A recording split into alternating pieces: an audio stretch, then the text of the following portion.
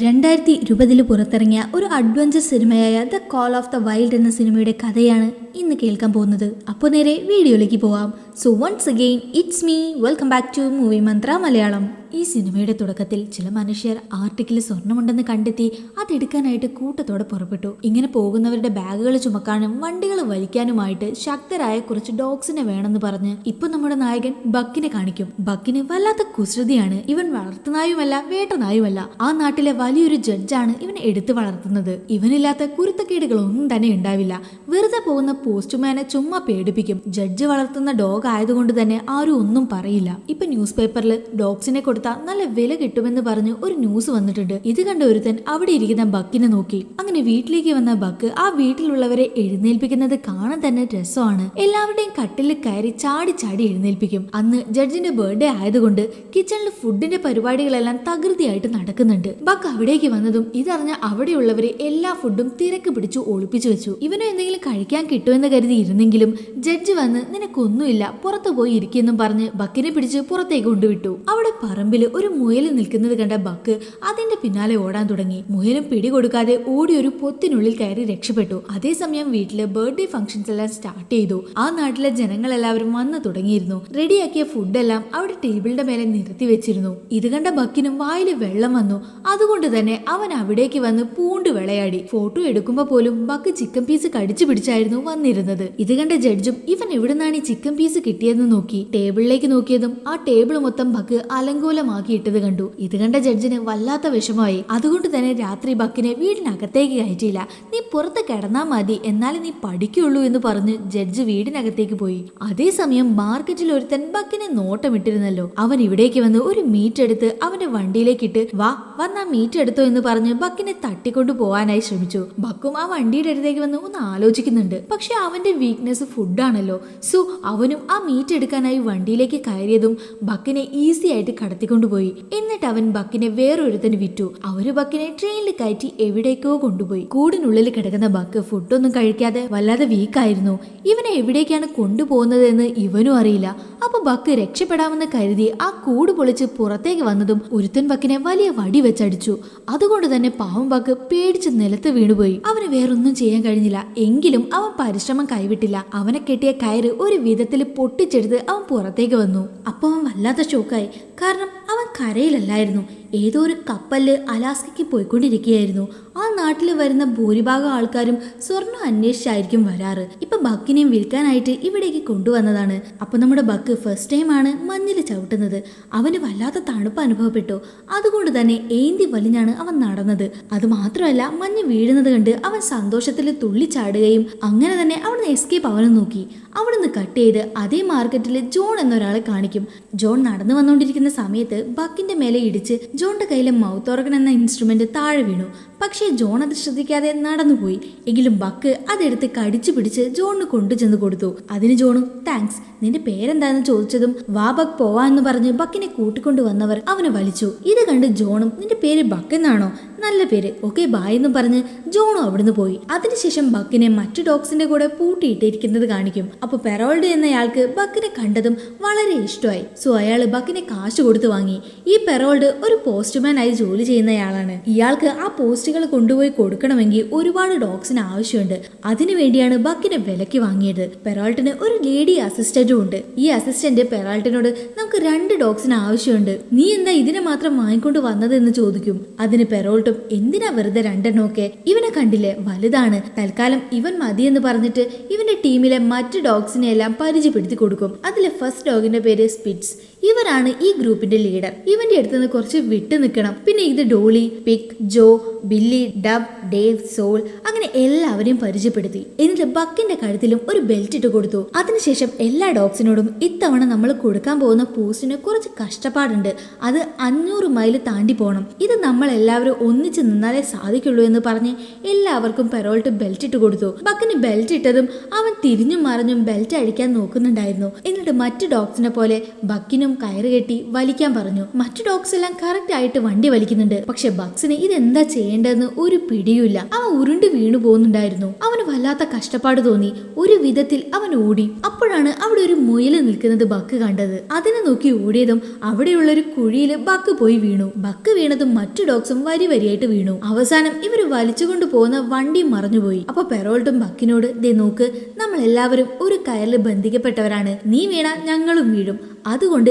എപ്പോഴും ഞങ്ങളുടെ കൂടെ ഉണ്ടാവണം, ഒന്നിച്ചു നിൽക്കണം, നമുക്ക് ഒന്നുകൂടി ട്രൈ ചെയ്യാന്ന് പറഞ്ഞിട്ട് വീണ്ടും വണ്ടി വലിപ്പിച്ചു. പക്ഷെ ബക്ക് വല്ലാതെ ക്ഷീണിച്ചിരുന്നു. അവനെ കൊണ്ട് ആവുന്നുണ്ടായിരുന്നില്ല. അവൻ അവിടെ മഞ്ഞില് അവശനായി കിടന്നുപോയി. അവൻ അറ്റ്മോസ്ഫിയർ തീരെ സെറ്റ് ആകുന്നുണ്ടായിരുന്നില്ല. ഇതെല്ലാം അവന് പുതിയതായിരുന്നു. കാരണം അവൻ ജീവിച്ച ചുറ്റുപാട് വേറെയും ഇപ്പൊ ഉള്ള സ്ഥലം വേറെയുമാണ്. അവന് തണുപ്പ് സഹിക്കാൻ കഴിയാതെ അവൻ ടെന്റിനകത്ത് കിടക്കുന്ന അസിസ്റ്റന്റിനെ പുറത്തേക്ക് തള്ളി മാറ്റി ഇവൻ ടെന്റിനകത്ത് കിടന്നു. ഇത് മനസ്സിലാക്കിയ ആ അസിസ്റ്റന്റ് പെണ്ണും ബക്കിനെ അവിടുന്ന് അടിച്ചു പുറത്താക്കി. ആ സമയം ബക്കിന്റെ കണ്ണില് അവനൊരു ചെന്നായനെ കണ്ടു. ഇത് സത്യമല്ല, വെറും ഇമാജിനേഷൻ ആണ്. ഇടയ്ക്കിടയ്ക്ക് അവൻ ഇതുപോലെ കാണാറുണ്ട്. അങ്ങനെ നെക്സ്റ്റ് ഡേ നേരം വെളുത്തതും പെറോൾട്ട് ഓരോ സ്ഥലത്തേക്ക് പോയി പോസ്റ്റുകൾ കൊടുത്തു. ഇപ്പൊ ബക്കും ഒരു വിധത്തില് വണ്ടി വഴിക്കുന്നത് പഠിച്ചു. എങ്കിലും മഞ്ഞുകട്ടകളുടെ മുകളിലൂടെ പോകുമ്പോ അവന് വഴുക്കുന്നുണ്ട്. ഇത് കണ്ട് ആ ലീഡർ സ്പിറ്റ്സും വല്ലാതെ സന്തോഷിച്ചു. നൈറ്റ് ആയതും ആ ഓണർ എല്ലാ ഡോഗ്സിനും മീൻ കഴിക്കാനായിട്ട് കൊടുത്തു. അപ്പൊ ഇവരുടെ ലീഡർ സ്പിറ്റ്സ് ഒരു ലീഡർ ആണെന്ന് പോലും ഓർക്കാതെ അവന്റെ ടീമിലെ മറ്റ് ഡോഗ്സിന്റെ അടുത്തുള്ള മീൻ തട്ടിപ്പറിച്ച് വാങ്ങി തിന്നു. ഇത് കണ്ട ബക്സിനും പാവം തോന്നി. അവന്റെ മീൻ നഷ്ടപ്പെട്ട ആ ഡോഗിന് കൊണ്ടുകൊടുത്തു. ഇതെല്ലാം മറ്റു ഡോഗ്സും ആശ്ചര്യത്തോടെ നോക്കി നിൽക്കുന്നുണ്ടായിരുന്നു. നെക്സ്റ്റ് ഡേ വീണ്ടും അവരുടെ യാത്ര തുടർന്നു. ബക്ക് വളരെ പെട്ടെന്ന് തന്നെ എല്ലാ കാര്യങ്ങളും പഠിച്ചെടുക്കുന്നുണ്ട്. പോകുന്ന വഴിയിൽ കുറച്ചു വെള്ളമേ ഇവർക്ക് കുടിക്കാൻ കിട്ടുന്നുള്ളൂ. പക്ഷെ ആ വെള്ളം പോലും മറ്റു ഡോഗ്സിന് കൊടുക്കാതെ സ്പിറ്റ് മുഴുവൻ കുടിച്ചു. ഇത് കണ്ട ബക്കും അവിടെയുള്ള ഐസ് കട്ട ചവിട്ടി പൊട്ടിച്ച് മറ്റു ഡോഗ്സിന് കുടിക്കാൻ വെള്ളം കൊടുത്തു. അങ്ങനെ കുറച്ച് ദിവസങ്ങൾ കടന്നുപോയി. ബക്ക് മറ്റു ഡോഗ്സിനോടൊപ്പം വളരെ നന്നായി ഇടപഴകാൻ തുടങ്ങി. അവരോടൊപ്പം ചേർന്ന് നന്നായി വണ്ടി വലിക്കാനും പഠിച്ചു. അങ്ങനെ ഒരു ദിവസം ഇവർ പോകുന്ന വഴിയിലെ ഐസ് കട്ടകളുള്ള വഴി സ്ട്രോങ് ആണോ എന്ന് നോക്കാൻ വേണ്ടി അസിസ്റ്റന്റ് പെണ്ണ് ഒരു വടി വെച്ച് കുത്തി കുത്തി നോക്കുന്ന സമയത്ത് പെട്ടെന്ന് ആ ഐസ് പൊട്ടി അവള് വെള്ളത്തിലേക്ക് വീണു. ആ വെള്ളത്തിന്റെ പ്രഷർ കൊണ്ട് അവൾക്ക് നില കിട്ടിയിരുന്നില്ല. ഇത് കണ്ട ബക്കും അവളെ ഹെൽപ്പ് ചെയ്യാനായിട്ട് വന്നു. അവൻ പെട്ടെന്ന് തന്നെ വെള്ളത്തിലേക്ക് ചാടി അവളെ രക്ഷിച്ച് പുറത്തേക്ക് വരാൻ ഏതെങ്കിലും വഴിയുണ്ടോ എന്ന് നോക്കുന്ന സമയത്ത് ഇടയ്ക്കിടയ്ക്ക് ബക്കിന്റെ കണ്ണിൽ ഒരു ചെന്നായെ കാണാറുണ്ടല്ലോ. ഇപ്പൊ ആ ചെന്നായ ഐസ് കട്ടയുടെ മേലെ നിൽക്കുന്നത് പോലെ ബക്കിന് തോന്നി. ഇത് കണ്ട ബക്കും നല്ല ഫോഴ്സിൽ വന്ന് അവിടെ മുട്ടിയതും ആ ഐസ് കട്ട പൊട്ടി ഇവർക്ക് മേലെ വരാനും കഴിഞ്ഞു. പക്ഷെ ഇവൻ കണ്ട ആ ചെന്നായെ പിന്നെ അവിടെ ഒന്നും കണ്ടില്ല. ഇപ്പൊ ബക്ക് ആ അസിസ്റ്റന്റ് പെണ്ണിനെ രക്ഷിച്ചു. പക്ഷെ ബക്ക് ആ വെള്ളത്തിൽ കുടുങ്ങിപ്പോയി. ഇത് കണ്ട പെറോൾട്ടും ബക്ക് നിനക്ക് എന്ത് പറ്റി എന്നും പറഞ്ഞ് അവിടെയുള്ള ഐസ് പൊട്ടിക്കാൻ നോക്കി. അപ്പോ ഇത് വെച്ച് കുത്തിക്കോ എന്ന പോലെ ആരോ ഒരു വടി എടുത്തോണ്ട് വന്നു. അത് നമ്മുടെ ബക്കായിരുന്നു. അവനെ കണ്ടതും പെറോൾട്ട് സന്തോഷത്തിൽ അവനെ കെട്ടിപ്പിടിച്ചു. ഇവരിങ്ങനെ ക്ലോസ് ആവുന്നത് സ്പിറ്റിന് തീരെ ഇഷ്ടമാവുന്നില്ല. അങ്ങനെ രാത്രിയായതും പെറോൾട്ടും അസിസ്റ്റന്റും സംസാരിച്ചുകൊണ്ടിരിക്കുകയായിരുന്നു. അപ്പൊ അസിസ്റ്റന്റ് പെറോൾട്ടിനോട് ബക്കിന് എന്തെങ്കിലും സംഭവിച്ചോ എന്ന് കരുതി നീ വല്ലാതെ കരഞ്ഞോ എന്ന് ചോദിച്ചു. പെറോൾട്ടും കണ്ണിൽ പൊടി പോയെന്നും പറഞ്ഞ് അവിടുന്ന് പോയി. അതുപോലെ തന്നെ ബക്ക് ഈ അസിസ്റ്റന്റിനെ രക്ഷിച്ചതുകൊണ്ട് തന്നെ അവൾക്കും ബക്കിനെ ഇഷ്ടപ്പെട്ടു തുടങ്ങി. ആ സമയം വീണ്ടും ബക്കിന് അവിടെ ഒരു മുയലിനെ കാണുന്നത് പോലെ തോന്നി. എന്നത്തെയും പോലെ അവൻ അതിന്റെ പിന്നാലെ ഓടി. അതിനെ പിടിക്കുകയും ചെയ്തു. പക്ഷെ അവൻ ആ മുയലിനെ ഒന്നും ചെയ്തില്ല, വെറുതെ വിട്ടു. ഇതാ ഇവരുടെ ലീഡർ സ്പിറ്റ്സ് ഒരു ദയവും ഇല്ലാതെ ആ മുയലിനെ പിടിച്ചു കൊന്നു കളഞ്ഞു. എന്നിട്ട് ബക്കിനെ നോക്കി ഒരു കൂട്ടത്തിൽ ഒരു ലീഡർ മതി എന്ന് പറഞ്ഞിട്ട് ബക്കിനോട് വഴക്കുണ്ടാക്കി. ബക്കിനെ കടിക്കുകയും അടിക്കുകയും ചെയ്തു. ബക്കിനും എതിർത്തൊന്നും ചെയ്യാൻ കഴിയാതെ അടി വാങ്ങിക്കൊണ്ടിരുന്നു.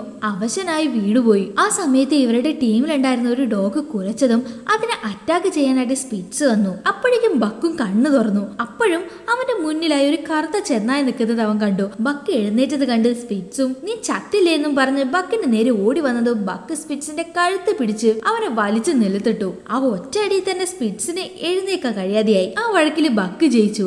ഇനി ഇവനാണ് ലീഡർ. നെക്സ്റ്റ് ഡേ ആയതും പെറോൾട്ട് സ്പിറ്റിനെ വിളിച്ചെങ്കിലും അവൻ അവിടെ ഒന്നും കണ്ടില്ല. ഇവനെവിടെ പോയെന്ന് പറഞ്ഞ് നിൽക്കുമ്പോഴാണ് ബക്ക് മുന്നിൽ വന്ന് നിന്നത്. ഇത് കണ്ട് പെറോൾട്ടും നീ എന്താ ചെയ്യുന്നത്? നീയാണോ ഈ ഫുൾ ടീമിനെയും ലീഡ് ചെയ്യാൻ പോകുന്നത്? സൊലേക്കാണ് എക്സ്പീരിയൻസ് ഉള്ളത്. നീ ബാക്കിലേക്ക് പോയെന്ന് പറഞ്ഞെങ്കിലും ബക്ക് അത് കേട്ടില്ല. അതുകൊണ്ട് തന്നെ ബക്കിനെ ഉന്തിത്തള്ളി പിന്നിലേക്ക് കൊണ്ടുപോയി നിർത്തി വേറൊരു ഡോഗിന്റെ കഴുത്തിൽ ബെൽറ്റ് ഇടാൻ നോക്കി. എങ്കിലും ആ ഡോഗ് ബെൽറ്റ് കഴുത്തിനിടാൻ സമ്മതിക്കാതെ അങ്ങോട്ടും ഇങ്ങോട്ടും ചാടിക്കൊണ്ടിരുന്നു. പെറോൾട്ടും വേറെ വഴിയില്ലാതെ ബക്കിന്റെ കഴുത്തിൽ ബെൽറ്റ് ഇട്ട് കൊടുത്തു. നീ തന്നെ ലീഡ് ചെയ്തോ എന്നും പറഞ്ഞ് പോകാനും റെഡിയായി. ബക്ക് നല്ല വേഗത്തിൽ മുന്നോട്ട് കുതിച്ചു.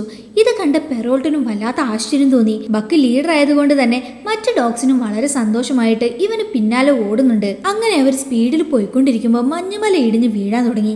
ഇത് കണ്ട പെറോൾട്ടും ബക്കിനോട് പെട്ടെന്ന് ലെഫ്റ്റിലേക്ക് തിരികെയെന്ന് പറഞ്ഞെങ്കിലും അവൻ വീണ്ടും ആ കറുത്ത ചെന്നായെ കണ്ടു. അത് നിൽക്കുന്നതിന് താഴെ ഒരു ടണൽ ഉണ്ടായിരുന്നു. സോ ലെഫ്റ്റിലേക്ക് പോകുന്നതിന് പകരം ബക്ക് റൈറ്റിലേക്ക് തിരിഞ്ഞ് ആ ടണലിലേക്ക് കയറി. ആ ടണലിലാണെങ്കിൽ ഒരുപാട് ഷാർപ്പായിട്ടുള്ള ഐസ് കട്ടകൾ ഉണ്ടായിരുന്നു. അതുപോലെ തന്നെ ഇവർക്ക് പിന്നിലായി മഞ്ഞുമലയും ഇടിഞ്ഞു വീഴുന്നുണ്ടായിരുന്നു. പക്ഷേ അവസാന നിമിഷം അവർ ആ ആപത്തിൽ നിന്നും രക്ഷപ്പെട്ടു. അത് മാത്രമല്ല, വളരെ നേരത്തെ തന്നെ അവർക്ക് കൊടുക്കേണ്ട ലെറ്റേഴ്സ് യഥാർത്ഥ സ്ഥലങ്ങളിൽ എത്തിക്കാനും കഴിഞ്ഞു. ഡെലിവറി ആയ കത്തുകൾ ജനങ്ങൾ വളരെ ആവേശത്തോടെ വായിക്കാനും തുടങ്ങി. ഇതെല്ലാം നോക്കി നിന്നുകൊണ്ട് പെറോൾട്ടും ബക്കിനോട് നമ്മൾ കൊണ്ടുവന്നത് വെറും കത്തുകളല്ല, ഇവിടെയുള്ളവരുടെ വിശ്വാസവും ആഗ്രഹങ്ങളും സ്വപ്നങ്ങളും അവരുടെ സ്നേഹവും അങ്ങനെയെല്ലാമാണ് നമ്മൾ ചുമന്നുകൊണ്ട് വന്നത്. ഇതിനു വേണ്ടിയാണ് നമ്മൾ ഇത്രയും കഷ്ടപ്പെടുന്നത്. നമുക്ക് നാളെ തിരിച്ചു പോകണം. നീ നന്നായി റെസ്റ്റ് എടുത്തോന്നും പറഞ്ഞിട്ട് പെറോൾട്ട് അവിടുന്ന് പോയി. അവിടുന്ന് കട്ട് ചെയ്ത് സിനിമയുടെ തുടക്കത്തിൽ ജോൺ എന്നയാളെ കാണിച്ചിരുന്നല്ലോ, ഇപ്പോ അയാളെ കാണിക്കും. അയാളും അതേ സ്ഥലത്ത് തന്നെയായിരുന്നു താമസിച്ചിരുന്നത്. ഇയാളുടെ മകൻ മരിച്ച വിഷമത്തിലാണ് ജോൺ ഇങ്ങനെ തനിച്ച് താമസിക്കുന്നത്. അതിനെക്കുറിച്ചുള്ള കാര്യങ്ങൾ പറഞ്ഞ് ഇപ്പൊ വൈഫിനൊരു കത്ത് എഴുതിക്കൊണ്ടിരിക്കുന്നുണ്ട്. ഇതേ സമയം ബക്കിന് വീണ്ടും ആ കറുത്ത ചെന്നായെ കാണുന്നത് പോലെ തോന്നി. അതാരാണ്, എന്തിനാണ് ബക്കിന് ഹെൽപ്പ് ചെയ്യുന്നതെന്നൊന്നും അറിയില്ല. എങ്കിലും ബക്ക് അതിനൊരു വഴികാട്ടിയായിട്ട് മാത്രമാണ് കാണുന്നത്. അങ്ങനെ നെക്സ്റ്റ് ഡേ രാവിലെ എല്ലാ കത്തുകളും കളക്ട് ചെയ്ത് പെറോൾട്ടും ബക്കും പോകാനായിട്ട് പുറപ്പെട്ടു. ജോൺ കത്ത് എഴുതിക്കൊണ്ടിരുന്ന് ലേറ്റ് ആയതും കത്ത് കൊടുക്കാനായി തിരക്കിട്ട് വന്നു. ഇത് കണ്ട ബക്കും വണ്ടി നിർത്തി. ഓണറും എന്ത് പറ്റി ബക്ക് എന്ന് ചോദിച്ചതിന് ബക്ക് തിരിഞ്ഞ് ജോണിനെ നോക്കി. ജോണും പെട്ടെന്ന് വന്ന്, സോറി സാർ, കുറച്ച് ലേറ്റ് ആയി. എൻ്റെ മകൻ്റെ ബർത്ത്ഡേ ആണ്, അതിനെക്കുറിച്ച് എൻ്റെ വൈഫിന് കത്ത് എഴുതിയതാണ്. സോ പ്ലീസ് ഇതൊന്ന് കൊണ്ടുപോയി കൊടുക്കാമോ എന്ന് ചോദിച്ചു. അപ്പോൾ ബക്കും ആ ലെറ്റർ വാങ്ങി കൊണ്ടുപോയി ഓണറിന് കൊടുത്തു. എന്നിട്ട് അവിടുന്ന് പോകാനായി നോക്കി. ജോൺ ബക്കിനോട്, ബക്ക്, എനിക്ക് നിന്നെ നന്നായി ഓർമ്മയുണ്ട്, വണ്ടി നിർത്തിയതിൽ വളരെ നന്ദിയുണ്ടെന്ന് പറഞ്ഞതും ഇവരുടെ വണ്ടിയും പുറപ്പെട്ടു. അങ്ങനെ കൊടുക്കേണ്ട കത്തുകളെല്ലാം കൊടുത്ത് വീണ്ടും ഇതേ ഗ്രാമത്തിലേക്ക് തന്നെ അവർ തിരിച്ചു വന്നു. 80 ദിവസം കൊണ്ട് 2400 കിലോമീറ്റർ യാത്ര ചെയ്താണ് ഇവർ അത്രയും പോസ്റ്റുകൾ കൊണ്ടുപോയി കൊടുത്തത്. അങ്ങനെ ഇരിക്കെയാണ് ഓണർ പെറോൾട്ടിന് ഒരു ലെറ്റർ കിട്ടിയത്. അത് വായിച്ചതും അയാൾക്ക് വല്ലാത്ത വിഷമം തോന്നി. എന്താണെന്ന് വെച്ചാൽ അവരുടെ ടീമിനെ പിരിച്ചുവിട്ട് ടീമിലെ എല്ലാ ഡോഗിനെയും വിൽക്കണം എന്ന് പറഞ്ഞുകൊണ്ട് മുകളിൽ നിന്നും ഓർഡർ വന്നിരിക്കുകയാണ്. ഇനി മുതൽ എല്ലാ ലെറ്റേഴ്സും ടെലഗ്രാം വഴിയാണ് കൊടുക്കാൻ പോകുന്നത്. ഇനി ഇവർക്ക് ജോലിയില്ല. അങ്ങനെ പെറോൾട്ടും ബക്കിനോട്, എന്നോട് ക്ഷമിക്കണം ബക്ക്, ഇത് എന്റെ തെറ്റല്ല, എങ്കിലും ഞാനിത് ചെയ്തേ മതിയാവൂ. നമ്മുടെ ടീമിലെ എല്ലാ ഡോഗ്സിനെയും നീ നന്നായി നോക്കണമെന്ന് പറഞ്ഞിട്ട് എല്ലാ ഡോഗ്സിനെയും വിട്ട് പെറോൾട്ടും അസിസ്റ്റന്റും അവിടുന്ന് പോയി. ബക്കിനും അത് വല്ലാത്ത വിഷമമായി. ഇപ്പോഴാണ് അവന്റെ ജീവിതം കുറച്ച് സന്തോഷത്തോടെ പോയിക്കൊണ്ടിരുന്നത്. പക്ഷെ അതിനുള്ളിൽ തന്നെ എല്ലാം തലകീഴായിട്ട് മറിഞ്ഞു. നെക്സ്റ്റ് ഡേ ഇവരെ കാണാൻ വേണ്ടി ഹോൾ എന്നൊരാൾ വന്നു. അവൻ അവിടെയുള്ള എല്ലാ ഡോഗ്സിനെയും വിലക്കി വാങ്ങി. എന്നിട്ട് ഒരുപാട് ലഗേജുകൾ ഒരു വണ്ടിയിൽ കെട്ടിവെച്ച് 2 മനുഷ്യരും അതിന് മുകളിൽ കയറിയിരുന്നു. ഇത്രയും വെയിറ്റ് വലിക്കാൻ പറഞ്ഞ ഈ ബക്കും മറ്റു ഡോഗ്സും എങ്ങനെ വലിക്കാനാണ്? അവർക്ക് വല്ലാതെ ശ്വാസം മുട്ടുന്നത് പോലെ തോന്നി. അപ്പൊ അവിടെയുള്ള വേറൊരുത്തൻ, ഇതുങ്ങളോട് ഇങ്ങനെ പറഞ്ഞാൽ ശരിയാവില്ല, ഈ മരക്കഷ്ണം കൊണ്ട് അടിക്ക്, അപ്പോഴേ ഇവർക്ക് മനസ്സിലാവൂ എന്ന് പറഞ്ഞതും ഹോള് അടിക്കാനായിട്ട് കൈയൊങ്ങി.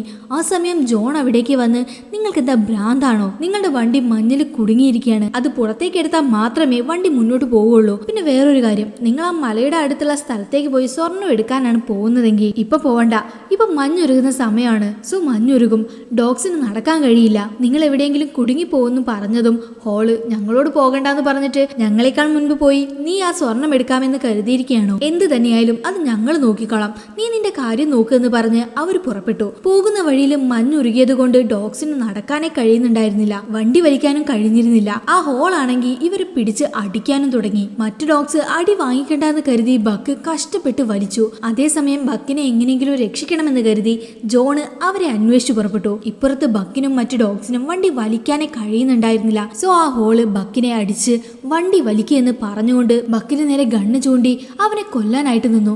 അതേസമയം ജോൺ അവിടേക്ക് വന്ന് ഹോളിനെ അടിച്ച്, നിനക്കെന്താ ഭ്രാന്താണോ? ഞാൻ പറഞ്ഞതല്ലേ ഈ ഡോഗിനെ കൊണ്ട് വണ്ടി വലിക്കാൻ കഴിയില്ല എന്ന്, പിന്നെ എന്തിനാണ് ഇതുങ്ങൾ ഇങ്ങനെ കഷ്ടപ്പെടുത്തുന്നതെന്ന് ചോദിച്ചതിന് ഹോളും, ഇത് ഞാൻ വില കൊടുത്ത് വാങ്ങിയ ഡോഗ്സ് ആണ്, ഞാൻ എന്ത് ചെയ്താലും നിനക്ക് എന്താണെന്ന് ചോദിക്കും. അപ്പൊ മറ്റു ഡോഗ്സും അവനെ നോക്കി കുരയ്ക്കാൻ തുടങ്ങി. അത് മാത്രമല്ല, ഇപ്പൊ മറ്റു ഡോഗ്സ് വണ്ടി വലിച്ചില്ലെങ്കിൽ ഇവൻ ബക്കിനെ കൊന്നുകളയും. സോ നമുക്ക് തന്നെ വണ്ടി വലിക്കാമെന്ന് കരുതി എല്ലാ ഡോഗ്സും കഷ്ടപ്പെട്ട് വണ്ടി വലിക്കാൻ തുടങ്ങി. ബക്കിന് തീരെ വയ്യാത്തത് കൊണ്ട് ജോൺ അവനെ കൂട്ടിക്കൊണ്ടുപോയി.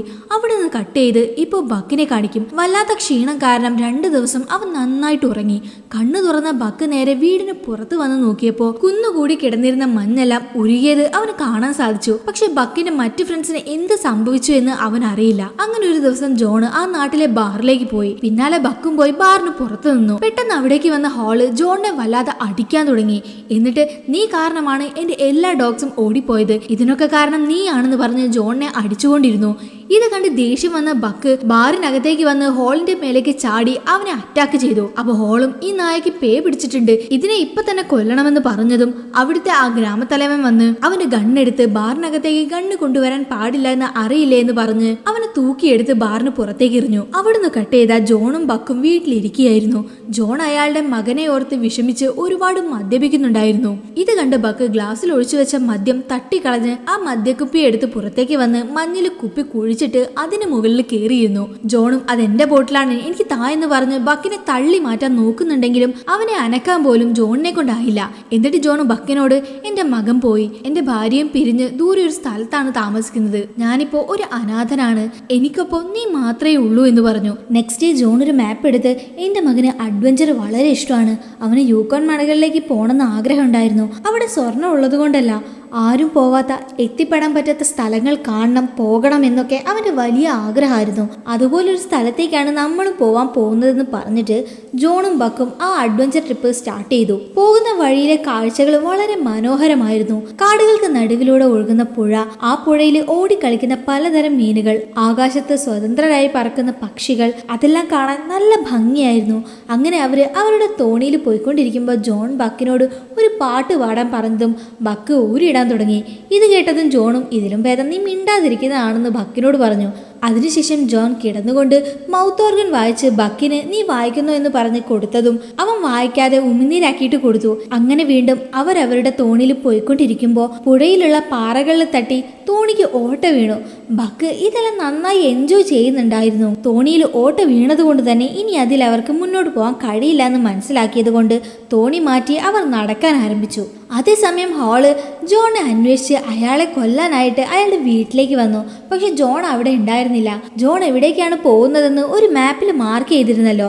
അത് കണ്ട ഹോളും ജോൺ സ്വർണം എടുക്കാൻ പോയതാണെന്ന് കരുതി ഭ്രാന്ത് പിടിച്ചതുപോലെ ജോണിനെ അന്വേഷിച്ചു പോയി. ഇതേ സമയം ജോൺ ബക്കിനോട് നിന്റെ പൂർവികർ ഇവിടെയായിരിക്കും ജീവിച്ചിരുന്നത്, ചിലപ്പോൾ ഇനിയും ഇവിടെ ഉണ്ടാവാൻ സാധ്യതയുണ്ട് എന്നും പറഞ്ഞിട്ട് എനിക്ക് ഇവിടുത്തെ വഴിയൊന്നും അറിയില്ല, നീ വേണം മണം പിടിച്ച് എന്നെ കൂട്ടിക്കൊണ്ടു പോവാനെന്ന് പറഞ്ഞതും ബക്കും ജോണിനെ ഒരു ആളൊഴിഞ്ഞ വീട്ടിലേക്ക് കൂട്ടിക്കൊണ്ടുപോയി. അവിടെ ആരോ മുൻപ് താമസിച്ചിരുന്ന പോലെ ഓരോ സാധനങ്ങൾ ഉണ്ടായിരുന്നു. ജോണും ആ വീട് വൃത്തിയാക്കി അവിടെ താമസിക്കാമെന്ന് കരുതി അവിടെ വൃത്തിയാക്കുന്ന സമയത്ത് ജോണിന് അവിടുന്ന് ഒരു മദ്യക്കുപ്പി കിട്ടി. അത് എടുത്തു നോക്കുന്നത് ബക്ക് കണ്ടു. ജോണും ഇത് മദ്യമൊന്നല്ല വെറും കുപ്പിയാണെന്ന് പറഞ്ഞ് ആ കുപ്പി ജോൺ മാറ്റിവെച്ചു. ജോണും ബക്കും അവിടെ താമസം ആരംഭിച്ചു. അങ്ങനെ നൈറ്റ് ഇവർ കിടക്കുന്ന സമയത്ത് ദൂരെയായിട്ട് ചെന്നായ്ക്കൾ ഓരിയിടുന്ന സൗണ്ട് കേൾക്കുന്നുണ്ട്. അവിടെ കാട്ടിൽ ഒരുപാട് ചെന്നായ്ക്കളുണ്ട്. അങ്ങനെ നെക്സ്റ്റ് ഡേ രാവിലെ ജോൺ അവർ താമസിക്കുന്ന വീടിന് മുന്നിലുള്ള പുഴയിൽ കുളിക്കുന്ന സമയത്ത് അയാൾക്ക് ചെറിയൊരു കല്ലിന്റെ വലുപ്പത്തിൽ സ്വർണത്തിന്റെ കട്ട കിട്ടി. ഇത് കണ്ട ജോൺ ഷോക്കായി. ഇവിടെ സ്വർണമുണ്ടെന്ന് മനസ്സിലാക്കി ജോൺ അവിടുത്തെ മണ്ണ് അരിച്ചു നോക്കി. അപ്പോൾ അയാൾക്ക് ചെറിയ ചെറിയ സ്വർണ്ണത്തരികൾ കിട്ടുന്നുണ്ടായിരുന്നു. ഇത് കണ്ട ബക്കും വെള്ളത്തിനടിയിൽ കിടന്ന ഒരു സാധാരണ കല്ലെടുത്തു. അപ്പൊ ജോണും അതല്ല, സ്വർണം മഞ്ഞ കളറിൽ ഇങ്ങനെയാണ് ഉണ്ടാവുക എന്ന് പറഞ്ഞതും ബക്ക് വെള്ളത്തിൽ നിന്ന് ഒരു വലിയ സ്വർണം എടുത്തു. പക്ഷെ ജോൺ ചെറിയ സ്വർണ്ണക്കട്ടയല്ല എടുത്ത് കാണിച്ചതെന്നോർത്ത് ബക്ക് വലിയ സ്വർണ്ണക്കട്ട താഴെ ഇട്ടിട്ട് ചെറിയത് തപ്പി പിടിച്ച് ജോണിന് കൊണ്ടു കൊടുത്തു. അതേസമയം കാട്ടിനുള്ളിലേക്ക് ഒരു വെള്ള ചെന്നായ ഓടുന്നത് ബക്ക് നോക്കി നിൽക്കുന്നത് കണ്ട ജോണും നീ വേണമെങ്കിൽ പോയി നോക്കിയിട്ട് വാ, നൈറ്റ് ആവുമ്പോഴേക്കും തിരിച്ചു വന്നാ മതി എന്ന് പറഞ്ഞു. ബക്കും ആ ചെന്നായെ അന്വേഷിച്ച് കാട്ടിലേക്ക് ഓടി. പോകുന്ന വഴി ഒരു കരടി വെള്ളം കുടിക്കുന്നുണ്ടായിരുന്നു. ഇത് ബക്കിനെ കണ്ടതും ബക്കിനെ അറ്റാക്ക് ചെയ്യാനായിട്ട് വന്നു. ബക്കും എന്തിനാ വെറുതെ പ്രശ്നം ഉണ്ടാക്കുന്നതെന്ന് പറഞ്ഞ് അവൻ ആ കരടിയുടെ അടുത്ത് രക്ഷപ്പെട്ട് ആ ചെന്നായെ തേടി കാട്ടിനുള്ളിലേക്ക് ഓടി. അവസാനം കണ്ടുപിടിച്ചു, അതൊരു വെളുത്ത പെൺ ചെന്നായായിരുന്നു. സോ ബക്ക് ആ ചെന്നായുടെ അടുത്ത് ഫ്രണ്ട് ആവാമെന്ന് പറഞ്ഞ് കൈ പൊക്കിയതും ആ ചെന്നായ ബക്കിന്റെ കൈ തട്ടി മാറ്റി കാട്ടിലേക്ക് ഓടിപ്പോയി. ബക്കും തിരിച്ച് ജോണിന്റെ അടുത്തേക്ക് വന്നു. നെക്സ്റ്റ് ഡേ രാവിലെ ജോൺ എഴുന്നേറ്റതും ബക്കിനെ അവിടെ കാണുന്നില്ല. ബക്ക് വീണ്ടും ആ ചെന്നായ്ക്കളുള്ള സ്ഥലത്ത് പോയി അവരെന്താണ് ചെയ്യുന്നതെന്ന് നോക്കിക്കൊണ്ടിരിക്കുകയായിരുന്നു. അപ്പോൾ ആ ചെന്നായ്ക്കൾ അവിടെയുള്ള ഒരു പന്നിയെ വേട്ടയാടാനായിട്ട് പോവായിരുന്നു. അങ്ങനെ പോയതും കൂട്ടത്തിലുള്ള മറ്റൊരു ചെന്നായ കാല് തെറ്റി വെള്ളത്തിൽ വീണ് ഒലിച്ചുപോയി. പക്ഷെ ബക്ക് അവിടേക്ക് വന്ന് അവിടെയുള്ള ഒരു മരം കടിച്ചു പിടിച്ച് വലിച്ചു നോക്കി. പക്ഷെ അവനെ കൊണ്ട് കഴിയാത്തത് കൊണ്ട് ആ മരം അവന്റെ തോളിൽ ചുമന്ന് വലിച്ച് ആ ചെന്നായെ രക്ഷിച്ച് കരയിലേക്ക് കയറ്റി. ഇപ്പൊ മറ്റു ചെന്നായ്ക്കൾ ബക്കിന്റെ അടുത്ത് വന്ന് ഫ്രണ്ടായി. അത് മാത്രമല്ല കാട്ടിലെ പ്രാവുകളെ എങ്ങനെ വേട്ടയാടണം, മീനുകളെ എങ്ങനെ പിടിക്കാം എന്നൊക്കെ അവർ ബക്കിന് പഠിപ്പിച്ചു കൊടുത്തു. അവൻ പിടിച്ച മീനുകളെയും പ്രാവിനെയും ഒക്കെ അവൻ ജോണിന് കൊണ്ടുകൊടുത്തു. അങ്ങനെ ഒരു ദിവസം ബക്ക് വീട്ടിലേക്ക് വളരെ വൈകിയായിരുന്നു വന്നത്. ജോണും മദ്യപിച്ചുകൊണ്ടിരിക്കുകയായിരുന്നു. ബക്ക് വന്നതും ജോൺ ബക്കിനോട് നിനക്ക് ഇവിടെയും ഇവിടുത്തെ ഫ്രണ്ട്സിനെയും വളരെ ഇഷ്ടമായെന്ന് തോന്നുന്നു. ഇത് തന്നെയാണ് നിനക്ക് പറ്റിയ സ്ഥലം. ഇപ്പോഴൊക്കെ നീ ഒരുപാട് വൈകിയാണ് വീട്ടിലേക്ക് വരുന്നത്. ഞാനൊരാൾ ഇവിടെ ഉണ്ടെന്ന് നിനക്ക് ഓർമ്മ പോലും ഇല്ല. സാരമില്ല, നീ എന്നെ മറന്നാലും പ്രശ്നമല്ല. നീ സന്തോഷമായി സേഫ് ആയിട്ടും ഇരിക്കണമെന്ന് പറഞ്ഞു കൊടുത്തു. നെക്സ്റ്റ് ഡേ ജോണും ആദ്യമായിട്ട് ഒരു വെള്ള ചെന്നായെ കണ്ടു. ഇത് കണ്ട ബക്കിനോട് നിന്റെ ഫ്രണ്ട് വന്നിട്ടുണ്ടെന്ന് പറഞ്ഞതും ബക്ക ചെന്നായുടെ കൂടെ കാട്ടിലേക്ക് ഓടിപ്പോയി. ബക്കിന് പിന്നാലെ ജോണും പോയി നോക്കിയപ്പോൾ ബക്ക് അവിടെയുള്ള ചെന്നായ്ക്കളോടൊപ്പം പോകുന്നത് ജോൺ കണ്ടു. സോ ഇനി ഇവൻ ഇവരുടെ കൂടെയാണ് ജീവിക്കേണ്ടത്. തന്റെ കൂടെ വരാൻ പാടില്ല എന്ന് പറഞ്ഞ് ജോൺ അവന്റെ സാധനങ്ങളൊക്കെ പാക്ക് ചെയ്ത് അയാൾക്ക് വേണ്ട സ്വർണം മാത്രം എടുത്ത് ബാക്കിയുള്ളത് പുഴയിലേക്ക് തന്നെ വലിച്ചെറിഞ്ഞു. എന്നിട്ട് ബക്കിനോട് ഇനി നീ എന്റെ പിന്നാലെ വരരുത്. നിനക്ക് നല്ലൊരു ഫാമിലിയെ കിട്ടിയിട്ടുണ്ട്. നീ അവരോടൊപ്പം സന്തോഷത്തോടെ ജീവിക്കണം. നാളെ ഞാൻ ഈ സ്ഥലത്ത് നിന്ന് പോകുമെന്ന് പറഞ്ഞതും ബക്ക് വിഷമത്തോടെ കാടിനുള്ളിലേക്ക് പോയി. അവനും ജോൺ ഇവിടം വിട്ട് പോകുന്നതിൽ തീരെ താല്പര്യമില്ല. അങ്ങനെ രാത്രിയായി. ആ വീട്ടിൽ ജോൺ ഒറ്റയ്ക്കായിരുന്നു. അപ്പൊ പെട്ടെന്ന് ഹോൾ അവിടേക്ക് വന്ന് ജോണിനെ അറ്റാക്ക് ചെയ്യാൻ തുടങ്ങി. ആ വീടിന് തീ പിടിച്ചിരുന്നു. ജോണിനും വയറ്റിൽ വെടിയേറ്റു. ഹോള് ജോണിനെ കൊല്ലാനായി നോക്കുമ്പോൾ പെട്ടെന്ന് ബക്ക് അവിടേക്ക് വന്ന് ഹോളിനെ കയ്യിലെ തോക്ക് ചാടി വീണ് തട്ടിമാറ്റി. എങ്കിലും ഹോള് ഒരു മരക്കഷ്ണം കൊണ്ട് ബക്കിനെ അടിക്കാനായിട്ട് വന്നതും ബക്ക ആ വടിയും തട്ടിമാറ്റി ഹോളിനെ കത്തിക്കൊണ്ടിരിക്കുന്ന വീടിനകത്തേക്ക് തള്ളിയിട്ടു. സോ അവൻ മരിച്ചുപോയി. ഇപ്പൊ ജോണും നീ എനിക്ക് വേണ്ടിയാണോ തിരിച്ചു വന്നത് എന്ന് ചോദിച്ചതും ബക്ക് അയാളുടെ മകന്റെ ഫോട്ടോയും മൗത്ത് ഓർഗനും കൊണ്ടുവന്ന് കൊടുത്തു. ഇത് കണ്ട ജോണും വല്ലാതെ സന്തോഷിച്ചു. എന്നിട്ട് ബക്ക് ഇത് വളരെ അഡ്വഞ്ചർ ആയിരുന്നില്ലേ, നീ വീണ്ടും തിരിച്ചു വന്നല്ലോ എന്നും പറഞ്ഞ് ജോണും മരിച്ചുപോയി. ജോൺ മരിച്ചതുകൊണ്ട് തന്നെ ബക്ക് വളരെ വിഷമത്തിലായിരുന്നു. അപ്പൊ അവിടേക്ക് വെള്ള ചെന്നായി വന്ന് ബക്കിന്റെ ദേഹത്ത് മുട്ടിയുരുമി അവനെ സമാധാനിപ്പിച്ചു. ബക്കും അവരുടെ കൂട്ടത്തിൽ ചേർന്ന് അവരുടെ ലീഡറായിട്ട് മാറി. അതിനിടയിൽ ബക്കിനും ആ വെള്ള ചെന്നായ്ക്കും കുഞ്ഞുങ്ങൾ ഉണ്ടായിട്ടുണ്ടായിരുന്നു. ഇപ്പൊ ഒരു കരടി ഇവരെ അറ്റാക്ക് ചെയ്യാൻ വന്നതും ബക്ക് ആ കരടിയെ വരെ എതിർത്ത് നിന്നു. കരടിയും ഓടിപ്പോയി. ഇവൻ ആ കത്തിപ്പോയ വീട് കാണുമ്പോൾ ജോണിനെ ഓർമ്മ വരാറുണ്ട്. അതുപോലെ തന്നെ അപ്പോഴും ബക്കിന് അവന്റെ മുന്നിൽ ആ കറുത്ത വലിയ ചെന്നായെ കാണാൻ സാധിച്ചു. അവൻ ആ ചെന്നായ്ക്കളുടെ കൂട്ടത്തിൽ സന്തോഷിച്ചിരിക്കുന്നത് കാണിച്ച് ഈ സിനിമ അവസാനിക്കും. ഈ ഒരു സിനിമ നിങ്ങൾക്ക് ഇഷ്ടപ്പെട്ട് കാണുമെന്ന് പ്രതീക്ഷിക്കുന്നു. ഇതുപോലുള്ള കൂടുതൽ വീഡിയോസ് കാണാനായി നമ്മുടെ ചാനൽ ഒന്ന് സബ്സ്ക്രൈബ് ചെയ്ത് അടുത്തുള്ള ബെല്ലൈക്കണും കൂടെ ഒന്ന് എനേബിൾ ചെയ്ത് വെച്ചേക്കണേ. അപ്പോൾ അടുത്ത വീഡിയോയുമായിട്ട് കാണാം. ബൈ.